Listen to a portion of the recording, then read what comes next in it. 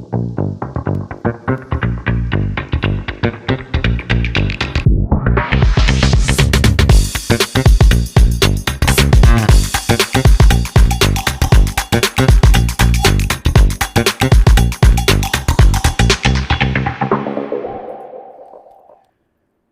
may live over 5,000 miles from Lincoln Financial Field, but what we lack in proximity, we make up for in film study. And each and every week, we'll be bringing you in-depth film breakdowns from across the pond and the Sooner State. Welcome to On the Shane page. I'm your host, Shane Half. You can follow me on Twitter at ShaneHalfNFL.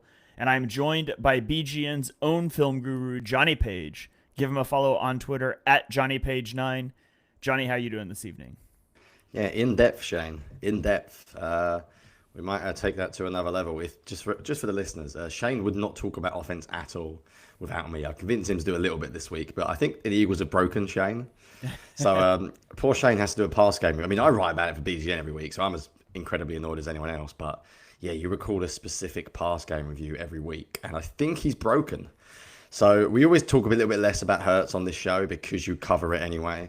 So yeah, so what I'm really interested about, Shane, is obviously the guys we connect with are like film guys, and the Discord, already mentioned the Patreon, like 1 minute in, is full of very smart people, and we talk about like very, I would say, like not just like nonsense things that you think of like the general internet. I want to know, is the general like Eagles, and I'm all away in London, so I can't tell this, and you can't tell it either.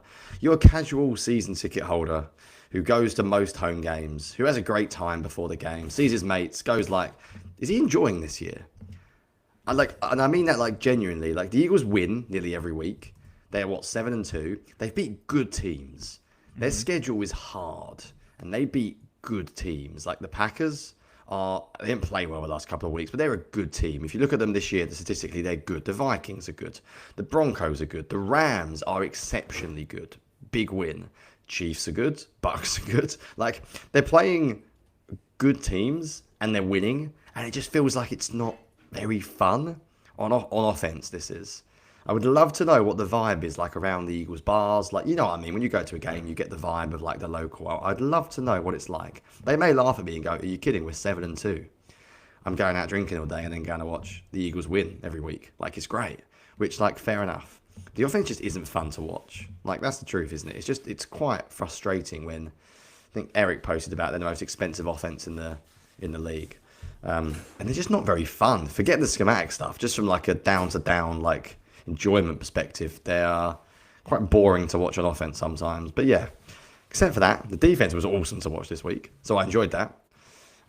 One new addition in particular was very, very good. But yeah, I would just love to know. Any local Eagles fans at every game, let me know. Tweet me. What do you think the vibe's like, genuinely? Do you think people are happy? Based on Sirianni's press conference today, they're not. Wow. So I don't know. They're 7-2. Yeah, I feel like, and again, I don't really know because I run in a different circle, I guess, but I feel like generally people are probably frustrated with the state of the offense, and then that's probably the majority. And then there's probably a large vocal minority that is like, the Eagles are 7-2. You guys are complaining too much. And then those two groups probably fight back and forth a lot. Is my guess. That's how I would guess this plays out. But yeah, I honestly don't know. Yeah, it is tough, isn't it? It is tough. But anyway, yeah, let's do this, I guess. Shall we not break each other in half and start with the defense before we just complain? We're going to not even do the offense properly this week. We're just going to complain about the offense. But there is quite a bit to get into on the defense. So let's give the defense they deserve. They don't deserve to be second. They do not deserve to go behind this pathetic excuse of an offense. So where do you want to start on defense this week? Yeah, it's also, it pains me to do that because offense is the bread and butter. It's your thing. I love talking offense, especially pass game, and I'm not as big on like defense. I never enjoy watching defensive film as much because I feel like offensively it's really easy to see like, this is the concept, this is what you're trying to attack, how did the play work as a whole?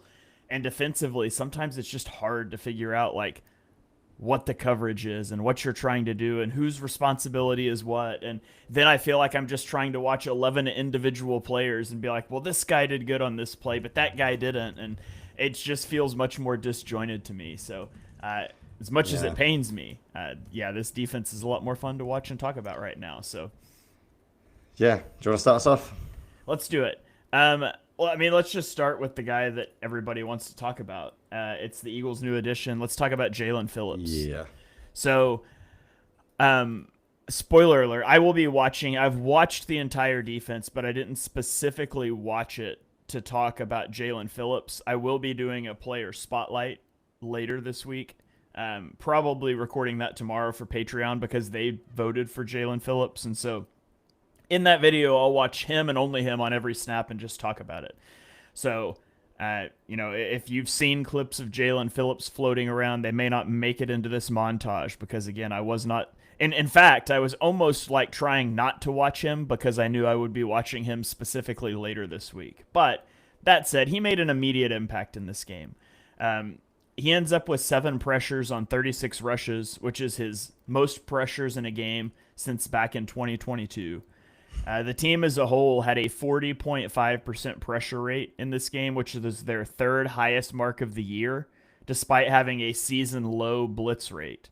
And, he was also impactful in the run game, 6 tackles. And as impactful as he was, he doesn't get a sack, but he created several. And so we'll watch a few plays here. He is on the right side of the screen here, number 50.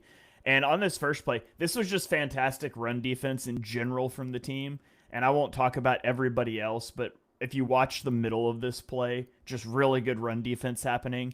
And then Jaylen Phillips pursues this from the back edge. And so, you can kind of see Nakobe trigger downhill into the gap and plug this gap, right? And you get Jaylen Phillips pursuing from the backside. We could also mention Jalen Carter, Jordan Davis making an impact on this as they try to, as they push this back basically into the unblocked Jaylen Phillips. So high effort. There was a lot of effort on a lot of plays from Phillips that didn't necessarily go his way, and you like to see that. I would imagine it's very liberating to get traded out of the dumpster fire that is Miami to a Super Bowl contender, and I feel like you could see that in his energy level. So this was, again, he generates pressure here, and he doesn't finish. And that's been a bit of a knock on him, but Jalex Hunt is able to finish. And it all starts with what he does up front, rushing against the right tackle. The right tackle had a really tough day. Zach Tom, Mr. PFF's right tackle of the year last year over Lane Johnson, notably. Yeah, just quickly, Shane, I looked this up. He's given up 7 pressures all year, Zach Tom. He gave up 4 in this game. So that's always a good sign for the Eagles pass rush as well. Yeah, for sure. This play, it's one of the negatives. He's going to get chip blocked, and he actually gets chip blocked to the ground and also kind of takes out Jalen Carter, and it lets Jordan Love scramble out. So Luke Musgrave got him a little bit there, but that was really the only one. This play is one that I wanted to talk about. I thought it was a cool, just in general concept. So the Eagles run cover 1 double rat, which it basically means a rat dropper is somebody that's dropping off the line of scrimmage. And so double rat means that you've got 2 guys. And so Jaylen Phillips and I believe it's Nolan Smith, I can't remember for sure now, they both drop out here. And so you're still rushing 4. It's a cover 1 blitz, and you've kind of got 2 guys dropping out into slant windows. And so you can sort of see Love tries to work to this slant to Romeo Doubs, and Jaylen Phillips is just right in there. And I think it ends up becoming like a 0-yard sack for Nolan Smith there. But I thought that was a cool concept. It's something we've seen Fangio do before, but not a ton. And, you got him dropping off the line there. This is the 4th and 1 play, which obviously the interior just dominates this play. But if you just watch Phillips, just totally destroys the tight end and then makes this play in the backfield. And then we'll go to the last one here. He's going to get pressure off the left edge again against Zach Tom. And he doesn't get a sack again, but he forces Love off of his spot and kind of forces him to throw a really ill-advised pass on the move there. And so overall, I thought it was a fantastic showing from Jaylen Phillips in the first game, and I think that Eagles fans should rightly be really excited about what he means for the pass rush moving forward. Yeah, oh man, I don't mind spending a little bit of time on Phillips rather than anything else, to be honest, because there was other good stuff that I want to talk about. So you mentioned this, but like he dropped into coverage, he played really good run defense, he rushed a QB well, and he had a couple of other reps that were really interesting. So I've got a couple I wanted to show from my own film thread as well, Shane. If you go to play 6, this is a really interesting one because this is a bit of a, I guess, like a technique I haven't seen the Eagles use very often of late, and that's probably because Nolan Smith is not been playing and BG retired. But normally, what the Eagles are asking their edge to do, if you watch Jahar Campbell in this kind of play, for example, who's not very good there, and I know you'll talk about that, but he, no, that's the wrong play. Damn it. This is just a really good run defense stop. This is not the play I was actually going to show. You can show this play as a great run defense stop. There's actually another run defense stop, which sums up how good he was in this game. The one I was actually going to show was play 10 as a run defender, which is amazing, but that wasn't even one on my list when it's an exceptional play. But this is the one. Normally, oh my goodness, Shane, I'm having an absolute mare. This is a different play that I still wanted to show. I've got too many Jaylen Phillips tweets. Let's talk about this one now, and I'll go back to what I was talking about. So this is the one where he plays as a spy, which I also wanted to show. So where did Jaylen Phillips have a lot of success from the Dolphins this year? It was hanging up over guards. It was in the A gap and the B gap. So the Eagles play him over the B gap here, but he doesn't actually rush. He's as a spy. It's a 3-man rush. And he times this perfectly. Being a spy is really difficult because you can't just stand there. You have to know when to go. But obviously, if you go early or you go late, you look like an idiot. It's almost like a 3/4-man rush, isn't it? But I think, forget the fact this is a good play, Shane. It was his first game after being traded. He played the most snaps of any Eagles edge defender at 53. He rushed the QB really well. He played the run really well. He dropped into coverage well. And he was trusted to be a spy on 3rd down, hanging up over the B gap. How much does Fangio trust this guy? How smart is he? How good is he in the film room? Like, Jesus, I know that it's the same defense, so terminology is the same. But there's no way this Eagles defense is identical to the Fangio defense with Miami. Like, things will be different because players are different. Communication's different. I can't believe he trusted him that much. Like, forget how good he was, just the level of faith they showed in him. And the play that I actually wanted to show Shane was play 11. Are you Get sure? there in the end. I am sure this time. No, wait, yeah, I am. The Eagles normally, if you pause it here, they ask their edge defender to, like, basically just normally contain. Sometimes they'll ask their edge defender to, like, jump inside, and then they'll, like, rotate Bourne around him.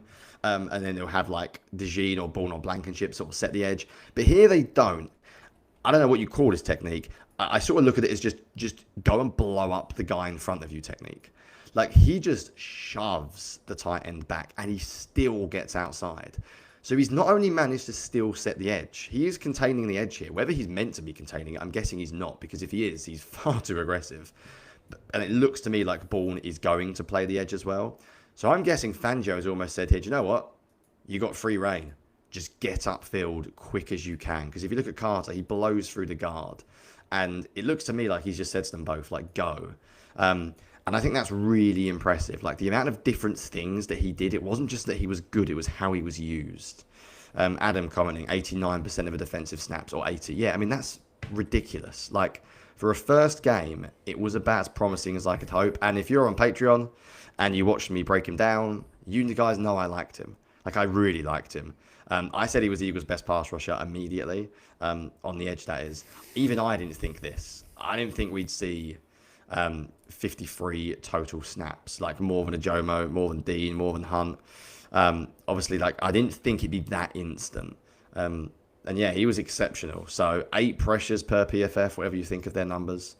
Like, very, very good in the run game, very good in the pass game, and even had a good rep in coverage. So, like, you cannot get a better debut from Jaylen Phillips.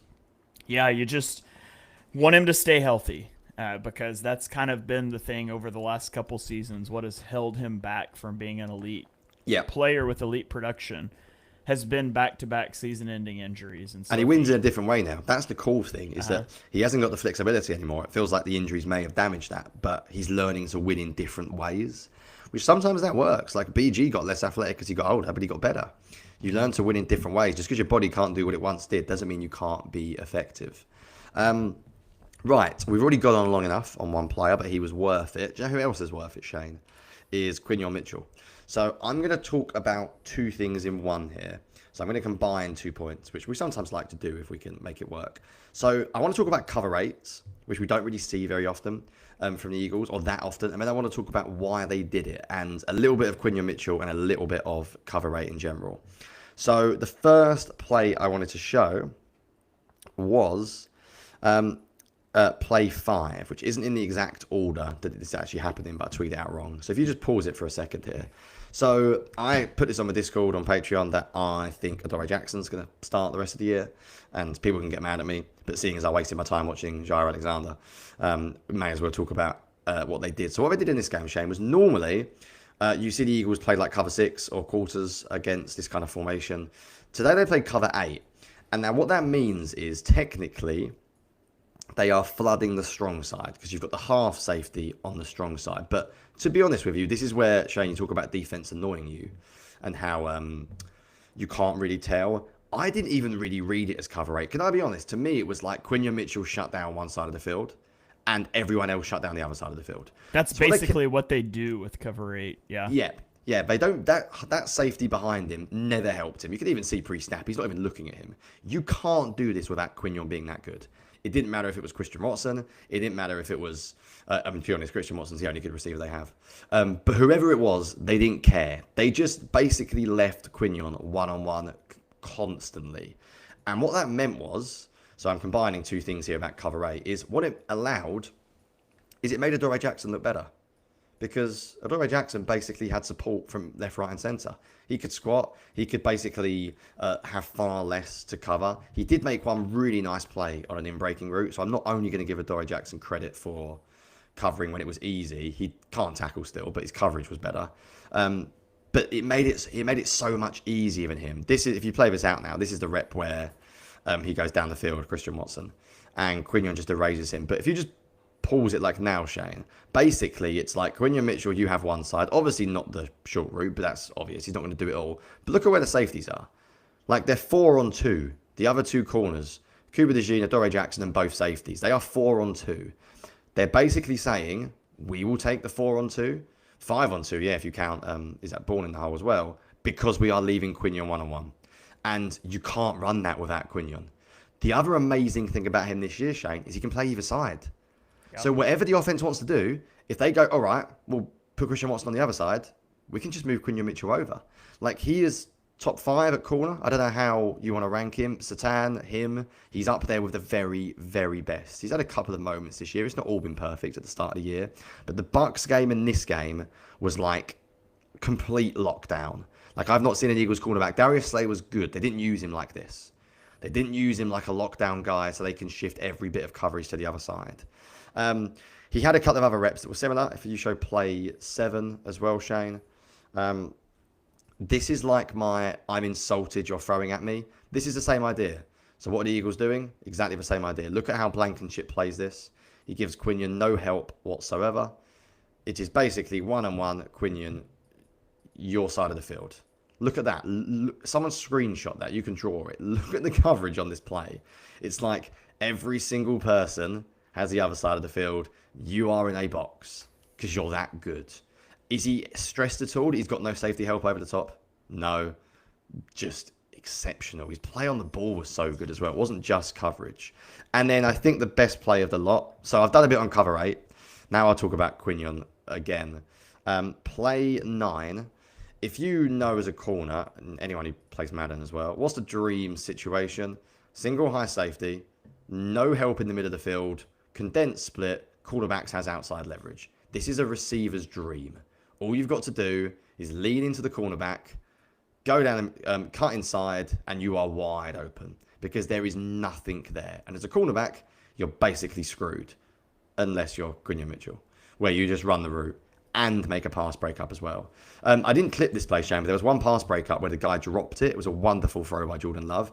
And the reason why Quinyon didn't break it up was because his coverage was so good, he genuinely didn't expect the ball to be thrown. Like, the ball was thrown, he was like, oh my goodness. He was that good. Like, Yeah, it was. If for every as good as Jaylen Phillips was, Quinyon was every bit as good. Um, I always check PFF certain numbers, and I was like going through it, and I saw he only had like a 67 pass coverage grade. And I was just like, just what are we doing? Like, is anyone watching it? But anyway, despite the fact their own numbers having giving up 2 receptions off 7 targets for 24 yards, whatever. He was so good in this one. Oh, have you got the play that I'm on about? Yeah, this is hilarious. Look, this is that I nearly gave up the catch on 3rd down because I'm so good. I genuinely am shocked they throw the ball at me. His press coverage, by the way, is ridiculous. And he nearly gives up the catch because he doesn't actually try. And I'm not like moaning about it. I'm saying it was like he was insulted that you threw at him. It's like, what are you doing? That's you the Romeo like dabs at me. Like, what's going on? Like, that's I'm the obviously gonna equivalent. win. That's the equivalent of the receiver stopped running his route because he was double Yeah. covered and the ball Yeah. wasn't coming his way. Yeah, except that I wouldn't even say that's laziness. That's more concentration, isn't it? But there we go. Cover 8, I want to talk about a little bit. And it'd be interesting to see if they do that moving forward. Because if you trust Quinyon that much, play more cover 8 and just say to Adoree Jackson, we're going to give you all the support in the world. And it's no coincidence that he looked better when he had more support. Yeah, he was awesome in this game. And just to mention a little bit more on the whole cover 8 thing, the Eagles basically do that intentionally. It essentially just plays out like it's Quinyon one-on-one on the weak side, and everything is pushed the other direction. And you've got your half-field safety over the top of Adoree Jackson. You've got your other safety keying those crossers, and so Quinyon is totally on an island. And it's worth mentioning, the Packers receivers not that great, but also Quinyon was fantastic in this game. I pulled some stats of his. He has allowed 5.6 yards per target this season per Next Gen Stats, which is 0.6 yards fewer per target than last season. And it is the 10th least among quarterbacks with at least 25 targets. He's also forced a tight window throw on 43% of his targets, which ranks 3rd in the NFL. So, elite, all-pro caliber cornerback Quinyon Mitchell. He's going to be an Eagle for a long, long time. Yeah, Brother Clips, a good comment. The next step for him is interceptions. That's the next one. You start getting a few pick sixes, the rest of the league start seeing it, then you're like in top 3 conversations at corner. Yeah, I don't know if that's going to happen. But I've already got him in top 3 conversations, even if he can't catch.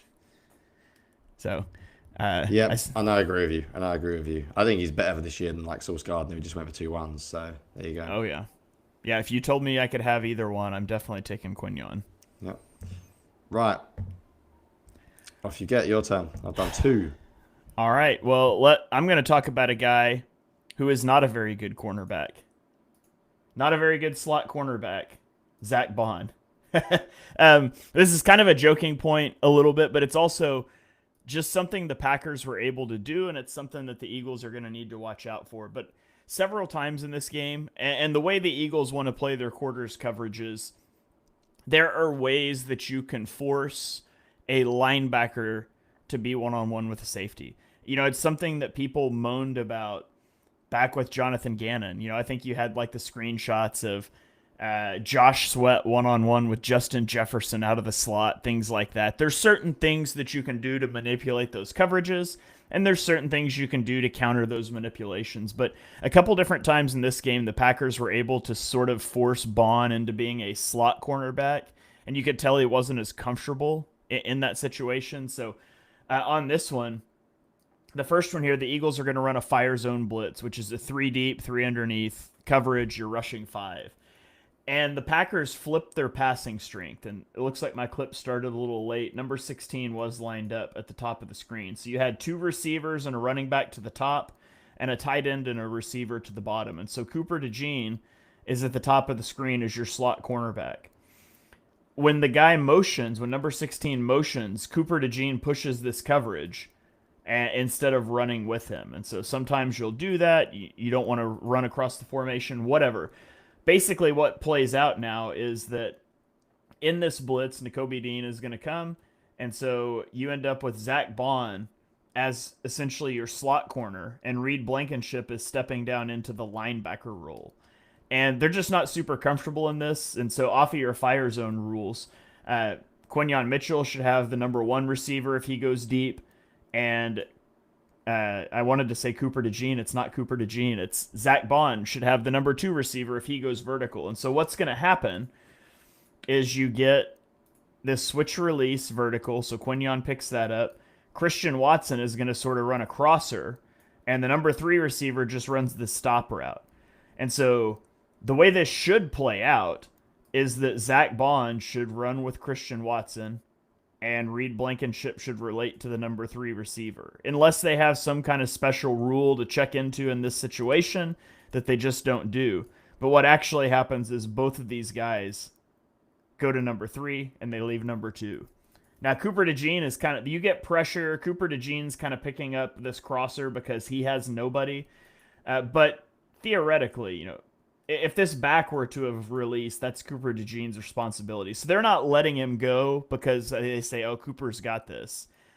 It was a mistake, and Cooper's able to help, you know, sort of close that window. But there's a throw there to be made if the route combination's a little different, if the pressure doesn't get home. And so that was one example of something they did. This is a more classic example of what you can do to force these things. And so the Packers go into 2x2, and you say, well, why? There's a tight end on the field, but the tight end is out wide. And so this is your passing strength. That's why your nickel cornerback is over here. But the Eagles are not going to put Quinyon Mitchell lined up as like a slot and put Zach Bond out at the boundary. That's just not how this is going to work. And so what you end up with in your quarters rules is Quinyon Mitchell is responsible for the tight end if he goes vertical, and that leaves Zach Bond responsible for a slot receiver who, if he runs an out route like he does, is basically working against him one-on-one. And so you can watch this play out. The tight end's going to go vertically. Quinyon has to kind of be responsible for him, and he knows, like, look where Quinyon's looking. He kind of knows, but he still can't really do anything about it because he's responsible over the top. And so he rallies and helps tackles, but it's a 3rd and 3. Those are kind of those frustrating plays sometimes where you can attack the flats quickly in quarters and it can be open. So it's a couple different things that the Packers did to kind of attack that. And there's things you can do to sort of read that. You could play like a palms check, a 2 read, where instead of Quinyon looking at the outside guy and taking him if he goes vertical, you could instead do it where he looks at the inside guy. And if the inside guy breaks out, you go get him and you leave the number 1 for the safety to pick up. So there's some different things you can do, and you can get a pick. Like if he's reading this and he just breaks down now because he's not responsible for that tight end, he could run through that. And, you know, back to our discussion of Quinyon Mitchell catching footballs, hypothetically that could be a pick 6. So there's some things that you can do, but it was something I noticed as I watched the film that the Packers were doing, where they would flip their passing strength with motion at the last second and snap it quickly, or they would line that tight end up out wide just to try to manipulate Zach Bond into some uncomfortable situations. So thought it was something worth mentioning and something that I think you might see teams try to do more often. Yeah, and Packers are good. The Fleur is really good. Loved game him play management well. Notwithstanding. Yeah, game management notwithstanding. Design-wise, they're good. The Love didn't play well, but I think they had more chances if Love played better. I think the Eagles' pass rush sort of bailed them out a little bit at times. I always think it's one of the downsides of being as good as Zach Bond is sometimes you get put in situations because the coaching staff like, you can handle it, and you're like, so for example, the Kobe D doesn't get beat like that. So someone who just looks at stats could say, well, the Kobe D in coverage gives up less stats. It's like, yeah, because he's asked to do a completely different thing. So that's why sometimes good players give up receptions, because essentially they have it very, very difficult. Because of how good they are. They're trusted to do different things. So to that point, you can see it right here. The way they typically align is with Zach Bond being your middle defender in quarters and Dean being the quarter flat. And Zach Bond sees what the Packers have done, putting the tight end out wide, and he gets into Kobe's attention and switches spots with him pre-snap. That's what happens when you better. Right, speaking of Kobe Dean, we spent long enough on a couple of points, so I'll get to my 3rd. I just want to talk about Dean a little bit, really, and it's going to dovetail with your point as well. So you're going to talk about Campbell playing the edge and playing linebacker. So I guess it was almost like join, I guess, in some ways on this point. I didn't want the Eagles to start Nakobe Dean coming back. I wanted them to keep Campbell there because I think he was developing well and he was playing quite well by the end of it. Very well at the start of the year. Had a dip. First round pick. I want to give him reps. Obviously, Bourne's never coming off the field. I was wrong. Unlike certain people who rank QBs, I'm more than willing to change as the evidence changes. Nakobe Dean's been awesome. He's been better than I thought he'd be coming back from an injury. I think you can make an argument that he's been one of the Eagles' top 3 defensive players since he's returned. Like, I think he's been awesome. And I'll just show one play of something they've missed, which is play 4 of my film thread. I think they've made the right decision, basically, to play him. So, as I said, he was lights out in this game. Downhill, he was quick. And this here, Josh Jacobs, good night. I've gone mad. I'm having an absolute nightmare, Shane. I'm reading the top of my film thread that I had prepared, and it goes, yeah, Nakobe Dean, and that's your point. That's Jahad Campbell edge. I don't want to show Nakobe Dean. I don't want to talk about Campbell. I want to talk about Nakobe Dean blitzing. So it is one of the later plays, which I will now find it desperately. Play 8. There we go. I'm stealing your thunder as well, talking about Campbell. Watch Josh Jacobs just get wrecked here. Zach Bourne can rush down the middle. Campbell can blitz a little bit. They can't do this. This is like special level of pass rushing up the gut. As a run defender, he is so quick downhill. Just really, really impressive. Hold my hands up. I was wrong. I still don't think he's great in coverage, and I think he had a couple of busts in this game. I think when it's 3rd down, I'd be taking him off. When it's 3rd and 5+, I would take him off without a doubt. In end of game situations, I would take him off. I wouldn't bother playing Campbell at edge, and you're going to talk about this in a second. I will just play Campbell. If that means it's only 12 to 20 snaps a game, you play him for 15, whatever snaps a game. But Dean deserves to start. This is not a team on the rebuild. This is not about rebuilding for the future. I think Dean will go in the offseason because I think he's playing so well. The Eagles aren't going to pay a second linebacker when they've just drafted one in the 1st round pick, and they never play 3 off-ball linebackers at once. So he's going to go, sadly, because the team's going to watch the film that I'm watching and go, he's very, very good. So enjoy it, I think, while you can. Really, really big fan of how Nakobe Dean's played, and I think he's made the team even better, especially from a run defense point of view. I will just say one thing. Campbell had a really good rep. Actually, I might be stealing your thunder. He had a really good rep at off-ball linebacker in this game, where he blew up a block and made a tackle, and it made me wonder a little bit of pressure, seeing what Nakobe Dean's doing. If I'm not doing it, I'm not playing. So that's the good thing about being able to watch someone else sometimes do your job. You see how they do it, and you're like, well, I need to do that. So you might be about to talk about that now. Anyway. I am, yes. So, yeah, let's talk about Jahad Campbell. And so I agree, Nakobe Dean's been awesome as a run defender. I do think he was responsible for a few different dropped coverages in this game. And, you know, the nice thing about a linebacker being responsible for a dropped coverage is it's not a 50-yard touchdown. Sometimes your pass rush gets home and covers it up anyways. But I think unquestionably Jahad Campbell is better in coverage. I think unquestionably Nakobe Dean is better as a run defender. But I don't think either guy's like weakness relative to the other one makes them unplayable. Like you can play Jahad Campbell as an off-ball linebacker in run situations. You can play Nakobe Dean as an off-ball linebacker in pass situations. Just to the best of my ability, I would play Nakobe Dean on early / rundowns. I would play Jahad Campbell on late / pass downs and just roll with that. I do not think that putting Jahad Campbell at edge is the answer. He just can't do it. And maybe he could develop to do that. Like, it's not to say that he couldn't. It's to say he never has.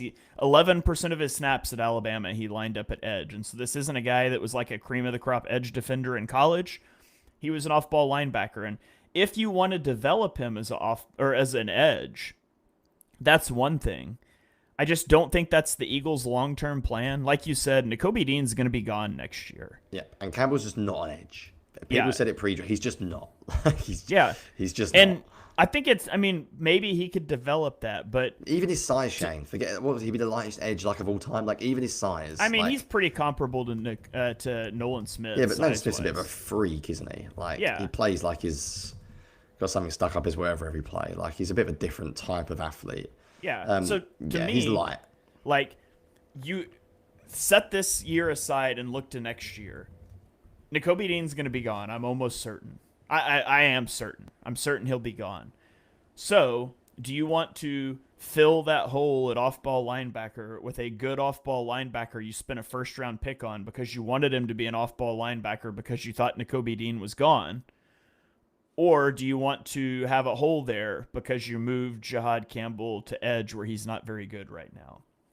I think it's clear long-term you want him to be a linebacker. And if that's true, I would rather you just play him as a linebacker this year and let him to continue to develop, even if it's in a rotation, than trying to force him onto the field as an edge defender, where I think he hurts the defense, and I also think you're hurting his development. And so I've got a few plays here. These are all run defense plays. Yeah, just quickly, interesting conversation, isn't it? It's hurting his development, not playing him. I'd argue it's hurting his development, playing him in a bad position just as much. I'd rather him be sitting on the sideline watching and learning one position perfectly, personally. I would rather his practice reps be devoted to second-team off-ball linebacker than to second-team edge. Nothing as an edge you're going to get into. And by the way, forget run defense, pass rusher as well. Yeah. It's just there's nothing there. He's not an edge. Like he's not now anyway. It's just maybe I'll be completely wrong, but I feel pretty confident post-draft, and I feel very confident now. And I'm pretty sure Fangio thinks exactly the same. When we're talking edge, he's not a starting edge. So we're talking second-team linebacker or second-team edge rusher.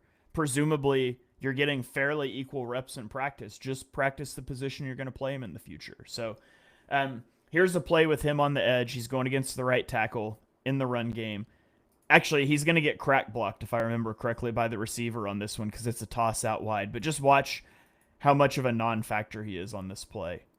Like, he's so slow to recognize it, just totally kind of pushed out by the receiver. Now, next play, he's in at off-ball linebacker. And watch him step down into the gap. Now, he doesn't, first of all, he doesn't get a clean run-through. Like, Nolan Smith, a lot of times Nolan Smith gets these clean run-throughs. He doesn't get that. The center comes off quickly to him, but he makes the center do that, right? And so him making the center do that means the D tackle has a one-on-one. It's filling this hole. It forces the cutback, and you've got a defensive tackle and a filling safety there. Like, he did his job. It doesn't look awesome, but he did his job. And now we've got him on the edge against the Packers tight end 3. And just watch this play. It's so annoying. The Packers take forever to snap the ball. Now, he gets held a little bit there at the end, but I tweeted this clip, and people were like, he did his job. He has contain. Contain's job is not to get pushed backwards and then just held out there by a backup tight end. Like, if he's got contain, we want to be setting contain here, not way up here off screen. If you are off screen on the end zone view of an All-22, you're not really setting the edge. And so, I mean, it's a bad rep, but I don't blame him. I tweeted that clip, and that one kind of blew up. And people were like, yeah, okay, Shane hates Campbell. No, I love Campbell. I want him to play the position he's good at. Why do you hate Campbell, Shane? Yeah. And then here he is at off-ball linebacker again. This time he's going to trigger downhill, and he's going to deconstruct the center's block and shed and make a tackle. So, these are things he was not doing from off-ball linebacker early in the season. And so he has grown. I just want them to keep him at off-ball linebacker, continue to let him grow. Even if you're taking him off the field for Dean and run situations, that's fine. I think it benefits the team to not have him at edge right now, and I think it benefits him too. So I just really don't want to see him play. And it's different, where they have him at off-ball linebacker and you walk him down to the edge to set up a blitz or something like that. That's different. Yeah, it's different. What they're doing is rolling him out in their 3 defensive tackle package as a straight-up edge. That's what I don't like. Yep, I agree. We always go very specifics, but in general, just a ridiculously good defensive performance against a very, very tough offense. Mm-hmm. Shall we now talk about, very briefly, because Shane doesn't want to do anything on this. Wait, I gotta mention one more guy. Go. Moro Ojimo. Oh, star. 0 tackles, 0 assists in this game. It is probably the most impactful blank stat sheet you'll ever see. He had some truly awesome reps in run defense. He had a couple really good pass rushes, and of course, everybody's seen now he's the one calling out that 4th-and-1 play. But Yep. Moro Ojimo was incredible in this game, and he ended up Yeah. with 0 stats to show for it, but he was awesome. I reckon if you wrote for BGM when they drafted him and went mad about how good he was and said he should have been a day 2 pick, you'd probably mention it a lot online. So if you know who that is, please let me know. Was that Steven Ruiz? Yeah, it must have been. He was too busy ranking probably Trevor Lawrence top 10. After his great comeback this week to giving up God knows how many points without doing anything against the Texans. But anyway, Shane wants to end the show now, not talk about any offense. Shane hates the offense more than anything. I guess I just wanted to have a little quick chat about the whole AJ Brown thing. And we're not doing any film because, in all honesty, guys, what do you want us to say? The design's average, the run game's average. We thought they made a little bit of a difference a couple of weeks ago, but I was always a little bit skeptical about this under center thing because you have no QB run game. I still didn't see any concepts from it. It was just like post cross, post dig. There's so many things in this week I don't like. So I don't know how to break this down. Should we just talk a little bit first of all about just like on a really micro point of view? They ran Jumbo 11 times this year, and shout out to at Shane Haff in the Discord for giving me these numbers. How are you running Jumbo 11 times and never throwing it once? Like, just who goes into the play room and goes, you know what we're going to do? We're going to run 6 offensive lineman packages 6 times in this game, and every time we're going to run the ball. Does no one say, should we try a bit of play action? It feels like the marrying of the run and the pass game was just all over the place in this one. And there are clips when the Eagles run play action, and when I say the defense does not fall for it, they do not budge. They do not move. You might as well, it's like they know what's, I mean, maybe they do know what's coming. I'm not clever enough to know whether they have a tell. I know people say they do, but like genuinely, I just don't understand the sequencing on offense. Anything you wanted to add just in general before we get into 2 specific things on the conservatism and AJ Brown? Or are you fully done, can't be bothered? And I don't blame you. I'm just here so I don't get fined. Yep, sounds good. So let's discuss the other things. A good comment about the AJ Brown Madden video. Yes, I have. I felt sorry for AJ Brown in this game. I genuinely do. I'm going to give you some numbers from Fantasy Points data. Ready for this? AJ Brown's win rate down 9.5%, zone rate down 7.8%, man win rate down 5.5%. His targets are contested 9% more. He is being used in the slot 9% less. His deep and intermediate route usage are up 4% and 6%. The Eagles are not using him like they used to. And shout out to Chris Wecht, can't pronounce his name, Wecht, Director of Analytics on Fantasy Points for that one. It's Sirianni's answer about AJ Brown today. Just honestly makes you want to tear your hair out. Like, if you haven't seen it, he comes out and he goes, well, if you know, we're trying to target him, but some plays don't go to him for different reasons. For example, Devontae Smith's touchdown, that play is going to AJ. What? What? What do you know, play is going to AJ? They're running post dig off play action. And against quarters. Against quarters. The whole point is to throw the post. The post is the dream. Like, they're not trying to throw the dig. And what? Jalen Hurts alert? No, the post is the read. And if you don't hit the post, you try and hit the dig. Like, it's not trying to go to AJ Brown. He's just one of the receivers that's running a route. It's a terrible answer. And then he says, like, you can't paint the picture and look at stats. These are different things. We're of course trying to get him involved in every game. And it's just like, you're not trying to get involved in every game. You are not giving him short targets. You're not giving him screens in space to let him go and run. You are not prioritizing making him a thing. I feel for him. I hope he's okay, genuinely, well-being wise, because I think he's quite a sensitive soul. And I think he wants to dominate. And he's doing anything but dominate this year. Yeah. Is there anything you want to say about AJ Brown before we just ruin Sirianni and the conservatism in this game? Just like, I'm watching the film and it's like he might as well be Darius Cooper. They do nothing different for him. They don't put him in motion. They don't prioritize getting the ball. They don't give him, basically, if it's not single high man coverage, they ain't fronted the ball. That's it. Yeah. Man, so there's so many ways you can go with the AJ Brown thing. Like, and Nick Sirianni got really defensive talking about his comments, and it's like, you know, you're the culture guy. You're Mr. Culture as a head coach.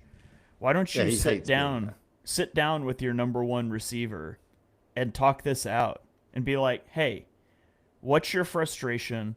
What can we do to fix it? Can you please stop talking about the team negatively and telling people to trade you in fantasy online video game streams so I have to Yeah, answer I questions think about it? Like, there's out of some, all his comments, the fantasy one was the worst, weirdly, there's, because he's almost implying I'm going to be bad the rest of the year. yeah, If you know what I mean. like, there's, there's a lot Nick should do to manage the situation. Like, sit down with your guy, hear his frustrations, figure out how to get him involved. You can do that. And you can also hold him accountable and say, "Hey, let's stop with the cryptic tweets. Let's stop with saying things in online streams that is going to put more smoke around this fire. Let's put the fire out." And I don't know, maybe there's things happening behind closed doors and maybe there's not receptiveness on one side or the other. It really is sad though. I said this in our Discord server this morning. Not to not to make this a, philosophical worldview type discussion, but man, there's got to be more to your life than like your athletic accomplishments and your achievements, because AJ Brown is a multimillionaire in his 20s getting paid, tons of money to play a game that we all love. And he just seems miserable. Yeah, he looks And miserable on the field. there, Like, there are times they score. When Devontae Smith caught his touchdown, he's happy for Smith. I can tell he is. There's like hands up. But like Barkley's charging Smith. Like, Barkley loves it. He lived and breathed that game. Like, if they had lost, I think he would have gone mad because he felt it. AJ looks like he's playing a game down the park that he's been forced to play because the team hasn't got enough players out there.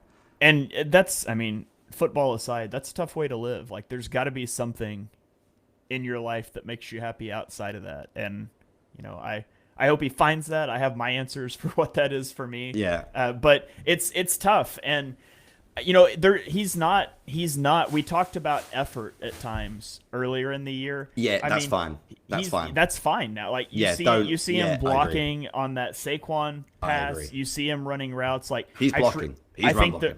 I think those were injury things now earlier in the season because it's gone and the season's continued to be frustrating for him. So I think it's fair to guess that was injury related. Hashtag Team AJ. Yeah. Yeah. And also, there's a part of me that's tired of the AJ drama. I feel bad for him, like I mentioned. There's a part of me that is tired of it, but there's also a part of me that's like, keep talking crap and force this issue and cause some sort of blow up that maybe gets a better play caller or designer going here, because I still remain thoroughly convinced Kevin Patullo is not it, and that Nick Sirianni won't move on from his boy unless he's forced to. And so if you're telling me I've got to pick between Kevin Patullo and AJ Brown, it's AJ Brown 100 times out of 100. And so part of me wants it to continue, but part of me is like, Nick, how did you let it get to this point to begin with? Like, there should be some conversations happening. Yeah, this is the quote. We'll wrap it up here, otherwise we'll waffle for God knows how long. But this is the point. This is the quote I want to get back to. 21st of September. I'm going to tweet this out now, actually. I think it's the best quote he made. He said, "I truly believe we've got so many good players on this team, and at times you can feel like we're being conservative, and I don't think it should be like that. Let your killers do their thing and play fast and play aggressive." Then he obviously goes, "Not saying we haven't been it, but me personally, that's what I'd like. We're going to run the ball, and we're going to set up the run off the pass and the pass off the run, but we have a lot of good players, and we should let them go." The conservativeness of this game on third down is absolutely disgraceful. They are the most expensive offense in the NFL. They have a quarterback who is 27 years old, and they just paid a huge amount of money to. So unless they think he's bad, in which case don't make him the quarterback, who wins basically every week and is incredibly careful with the football and basically never makes risky throws into tight coverage. You have two elite receivers. I think Devontae Smith is better this year than I thought. Like, he's entered top 10, in my opinion, at the moment. You have Dallas Goedert. You have probably the best running back in the league outside of Jonathan Taylor. The idea that every third down you're going to run inside zone with Will Shipley is utterly embarrassing. And if I'm a receiver out there, I'm mad. Because I'm saying, do you not think we're good enough? Are we not good enough? And they throw it once on third and long, and Hurts throws an absolute dime to Devontae Smith on a perfect comeback route. And you're like, what are we doing? You can't. You've said this before. Sirianni is a fake aggressive coach. He says he's aggressive, but he's not. He's aggressive for the cameras in big moments, like 4th and 6. Look how aggressive I am. an utterly horrendous call on fourth down. And sorry for moaning, but I don't understand how to make fourth down decisions, Shane. I'm not a paid NFL coach. Do you know what I do? I look at the analytics because they tell you roughly is something similar. And analytics can't tell you everything, but they give you a pretty good idea. And straight away, every analytics guy's like, well, that's a shocking decision. I have no care in the world that Hurts throws it deep to AJ Brown. That's not my point. It is going for it in the first place. It's fake aggressive. I've been conservative all game. End of half, I'm conservative. 3 timeouts, I'm conservative. Oh, 4th and 6th. If we make this touchdown to AJ Brown, I look like a genius. Oh, Nick Sirianni, what a great aggressive mind. And it's fake tough guy. It's fake aggressiveness. And I'm not one to come for Sirianni very often because I feel like his win rate is impossible for me to criticise him that much because he just wins football games. But yeah, the conservativeness killed me in this game. And AJ Brown coming out and saying that, like, and I know it was early September, let the killers kill, basically. That's how I feel. That's why they're frustrated. Because they are going to feel like their coaches are not giving them a chance to dominate. NFL athletes want to dominate. They don't want to win 10-7.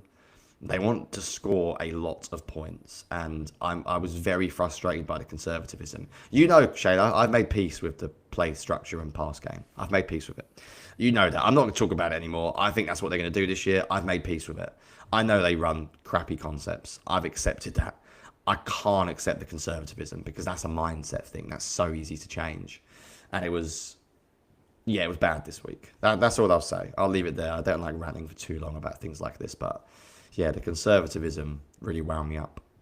Yeah, Sirianni's not an aggressive coach. He is a conservative coach who infrequently chooses aggressiveness in some of the worst possible situations. And it's the whole thing, like, if you're aggressive once, it can fail, right? But if you have a pattern of aggressiveness when you should be over the long term, you will win. You will gain more expected points than you lose.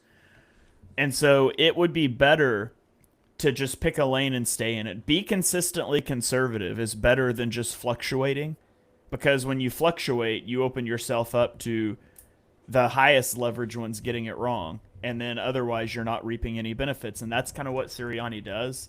I mean, you look at all of the 3rd and 1 or 3rd and long runs, or the 3rd and long run 4 verticals so we can throw the check down to Will Shipley, which is what they're trying to do on those. They're not trying to push it deep. They're trying to clear guys out and toss it to Will Shipley for a 2-yard pass on 3rd and 14. And I mean, the Eagles don't throw the ball down. The Eagles attempted 2 passes over 20 air yards in this game. One was the touchdown and one was the 4th down. But the constant coward runs on 3rd and 10, 3rd and 12. The end of half where you choose to throw the ball with 15 seconds left and no timeouts, and your play worked. Fred Johnson just gets pushed into Jalen's lap and it's short. And then on 3rd down with 11 seconds left, you decide to just take it to half. Like, you had timeouts, and you're a 12-yard completion away from getting to try a long field goal headed into half to put up points. And you're so concerned that you're going to turn the ball over, which Hurts has done like 0.04% of the time this season, or 0.4% of the time this season on his pass attempts, that you won't try to complete a 12-yard pass against a team that's going to be playing soft to get into field goal range.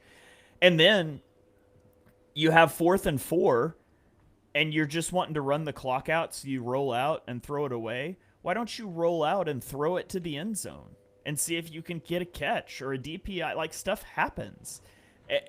And so you're consistently conservative all game long, and then you get to the end of the game and you decide, when you approach that situation, right? The Packers have 2 timeouts. There are 2 approaches you can take. Let's be aggressive. Let's put the ball in our QB's hands. Let's get a 1st down and end this game. And that is valid. And that's where I would lean. But I'm okay with the other approach, which is let's run it 3 times. We're going to burn both of their timeouts. And we're going to punt the ball with 33 seconds left. And we're going to pin them deep. They're going to have the ball on their own 10 with no timeouts and 25 seconds to get in field goal range. That's a fine approach too. I wouldn't complain if that's what you chose, but they choose the middle ground which is run it 3 times and then go for it on 4th down, where 25 seconds is plenty of time with no timeouts to get a 20-yard pass and clock it and have a field goal attempt. And we can get into the whole, I don't know if we need to get into the no, did they just go rogue. Let's not now. I'll just say this quickly. They didn't go rogue. No. They did not get up to the line. They never once fake snapped it. They were not trying to draw people off sides. Sirianni called timeout, sent his offense out to run a play, and Hurts and Brown might have checked into a different look based on the defense, and I'm totally fine with that. But they were not put on the field to take a delay of game because there was no reason to. They could have done that before. They could have. They weren't trying to draw them off sides. They were sent out there to run a play. So I don't believe that narrative. It was just bad coaching. Coaching, pure and simple. Yep. And they need to pick a lane and stay in it. If you want to go back to 2010 and be a conservative team, I would rather you do that than just oscillate back and forth the way that they've been doing. It drives me crazy, and I've pointed it out all the way back to the Super Bowl. They lost to the Chiefs when they chose to punt, and it's been a thing for a long time that Sirianni's inconsistent with his approaches in those games. Yeah. No, I agree. I'm not really one to talk about decisions on 4th. It's not really my lane. I stay out my lane. I leave that to people like you and Eric. But this one was obvious. That's the thing. It was obvious. Yeah. So I think we'll leave it there, man. Yeah. There you have it. Our thoughts, I guess, on the offense. I mean, for those of you that want to see more of it broken down, I recorded my past game review for this week, and so you can go check that out. Whoa. Don't know what happened there or why I'm in here twice. Anyways. This is cool. Yeah, this is cool. There it goes. That was really weird. So you guys can go check out that past game review. I broke down like 17 different plays and the concepts and what's going on. I just didn't want to come on here and go into that again this week. But it's all there on the Patreon. Grab a free 1-week trial. You can check it out. I'll have a player spotlight video hopefully up tomorrow. These short weeks throw everything off a little bit, but I'm going to try to record that and get a video up on Jaylen Phillips. Jonny will be having preview stuff. Eric will be having preview things, and so there'll be a lot of content pumping into the Discord. So come hang out if you would like to, and we'll be chatting in Discord, I'm sure, this afternoon. We will. Patreon's where it's at. So, all right, Jonny, anything else that you want to say before we get out of here? We said we'd do 2 minutes on the offense, and then we did 20. But we didn't want to do a film stuff. Sometimes the film's not the thing. This wasn't a film on offense kind of show. So yeah, no, preview stuff's been good. Patreon stuff's been good. I've been enjoying it of late. So yeah, if you're not in there, just give it a trial, please. Do a month, see if you like it. If you don't, no hard feelings. I will just say we have very few people leave once they're in. So take that as you will, but people seem to like it. So if you do want to try and support us, please get in there. All right. Yep. Good stuff. Thank you guys for joining us. We will be back next week, a little more normal week. It's still a late Sunday game, but at least we get the 2 full days to get through film things. So if you guys enjoy the work, be sure you smash that subscribe button. The podcast here on the Pinpool Network will always be free, but like we said, if you guys want to come hang out in the Patreon with us, there's a lot of other perks there. Otherwise, we will catch you guys next week for another episode of On